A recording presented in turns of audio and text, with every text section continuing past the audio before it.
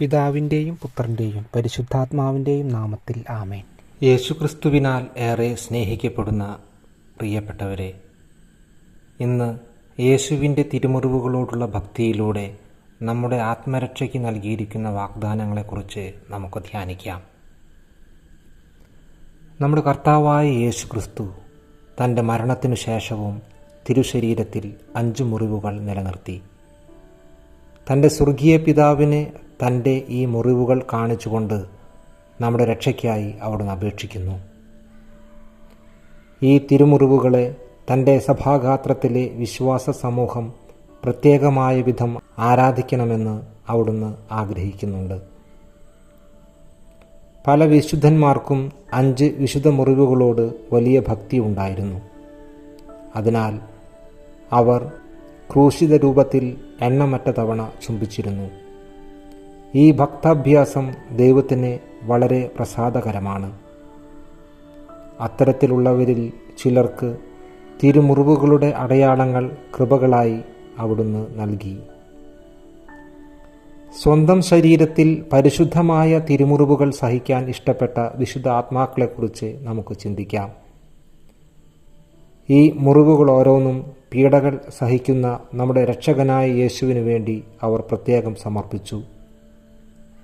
ഓരോ തവണയും തിരുമുറിവുകൾ സ്വന്തം ശരീരത്തിൽ പ്രകടമാകുമ്പോൾ യേശുവിൻ്റെ ആരാധ്യമായ മുറിവുകളെ എൻ്റെ ആത്മാവിൽ ഞാൻ ആരാധിക്കുമ്പോൾ എന്തെങ്കിലും വിധത്തിലുള്ള പുതിയ അനുഗ്രഹം ലഭിക്കുന്നതിൽ ഞാൻ ഒരിക്കലും പരാജയപ്പെട്ടിട്ടില്ലെന്ന് വിശുദ്ധ ജത്രൂദ് പറയുന്നു. തൻ്റെ തിരുമുറിവുകളെ വന്ദിക്കുമ്പോൾ ഈ പ്രാർത്ഥന ചൊല്ലാൻ നമ്മുടെ കർത്താവായ യേശു വിശുദ്ധ ജത്രൂദിനോട് പറഞ്ഞു. അത് പറഞ്ഞുകൊണ്ട് യേശു അവളെ പഠിപ്പിച്ച പ്രാർത്ഥന ഇതാണ്: എൻ്റെ ഏറ്റവും സ്നേഹനിധിയായ യേശുവേ, രക്ഷക, അങ്ങയെ ഞാൻ വാഴ്ത്തുന്നു. അങ്ങയുടെ ദിവ്യമഹത്വത്തിൻ്റെ അനിർവചനീയങ്ങളായ സന്തോഷങ്ങളിൽ ഞാൻ അങ്ങയെ വന്ദിക്കുന്നു. മുഴുവൻ സൃഷ്ടികളുടെയും വാത്സല്യത്തോടെ ഞാൻ അങ്ങയെ ആശ്ലേഷിക്കുന്നു. അങ്ങയുടെ സ്നേഹത്തിൻ്റെ അടയാളമായ പവിത്രമായ തിരുമുറിവുകളിൽ ഞാൻ ചുംബിക്കുന്നു. തൻ്റെ 5 തിരുമുറിവുകളോടുള്ള ആദരസൂചകമായി ഒരാൾ ഇപ്രകാരം പ്രാർത്ഥന ചൊല്ലുകയും തിരുമുറിവുകളിൽ ഭക്തിപൂർവം ചുംബിക്കുകയും ചില പ്രാർത്ഥനകളും സത്പ്രവൃത്തികളും ചേർത്ത് തൻ്റെ മാധുര്യ ഹൃദയത്തിലൂടെ അവ സമർപ്പിക്കുകയും ചെയ്താൽ അവ നമ്മുടെ പിതാവായ ദൈവത്തിന് ഏറ്റവും സ്വീകാര്യമാകുമെന്ന് നമ്മുടെ രക്ഷകൻ വിശുദ്ധ ജത്രൂദിനെ ഉറപ്പു നൽകി.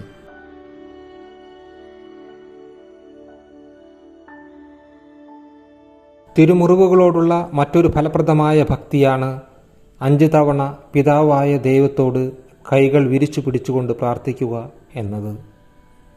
വാഴ്ത്തപ്പെട്ട ആൻ കാതറിൻ എംറിച്ച് പറയുന്നത്, നമ്മുടെ സ്വർഗസ്ഥനായ പിതാവിനെ അത്തരത്തിൽ ഒരു പ്രാർത്ഥന നിരസിക്കുവാൻ സാധിക്കുകയില്ല എന്നാണ്.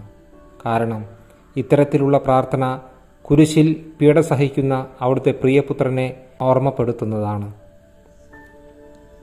വിശുദ്ധ ജത്രൂദ് അവളുടെ പാപങ്ങളുടെ പ്രായശ്ചിത്തമായി 5 തിരുമുറിവുകളെ ചുംബിക്കാൻ ശീലിച്ചു. ഇടതുകാലിലെ തിരുമുറിവിൽ അവൾ ചുംബിച്ചപ്പോൾ ചിന്തകളിലൂടെയും വാക്കുകളിലൂടെയും അവൾ ചെയ്ത എല്ലാ പാപങ്ങളുടെയും പൂർണ്ണമായ മോചനം അവൾ നേടി. വലതുകാലിലെ മുറിവ് ചുംബിച്ചപ്പോൾ യേശു അവളുടെ എല്ലാ നല്ല ചിന്തകളെയും വാക്കുകളെയും പ്രവൃത്തികളെയും അനുഗ്രഹദായകങ്ങളാക്കി മാറ്റി. ഇടതുകൈയിലെ മുറിവുകൾ ചുംബിച്ചപ്പോൾ യേശു അവളുടെ എല്ലാ പാപകർമ്മങ്ങൾക്കും മോചനം നൽകി. വലതുകൈയിലെ മുറിവുകളിലൂടെ അവളുടെ ജീവിതകാലത്ത് ചെയ്ത എല്ലാ സത്പ്രവൃത്തികളെയും അനുഗ്രഹദായകങ്ങളാക്കി മാറ്റി. കുന്തം കൊണ്ട് കുത്തി പിളർക്കപ്പെട്ട അവിടുത്തെ ഹൃദയമുറിവിലൂടെ ചൊരിയപ്പെട്ട വിലയേറിയ തിരുരക്തത്തുള്ളികളാൽ അവൾ എല്ലാ പാപങ്ങളിൽ നിന്നും ശുദ്ധീകരിക്കപ്പെട്ടു. അങ്ങനെ 5 തിരുമുറിവുകളിൽ നിന്ന് ചൊരിയപ്പെട്ട വിലയേറിയ തിരുരക്തത്തിലൂടെ വിശുദ്ധ ജത്രൂദ് എല്ലാ ഗുണങ്ങളാലും അലങ്കരിക്കപ്പെട്ടു. അങ്ങനെ നമുക്കും നമ്മുടെ ആത്മീയ അവസ്ഥകളെ ഉന്നതിയിലെത്തിക്കാൻ സാധിക്കുമെങ്കിൽ ഇത് വളരെ നല്ലൊരു ഭക്ത അഭ്യാസമാണ്.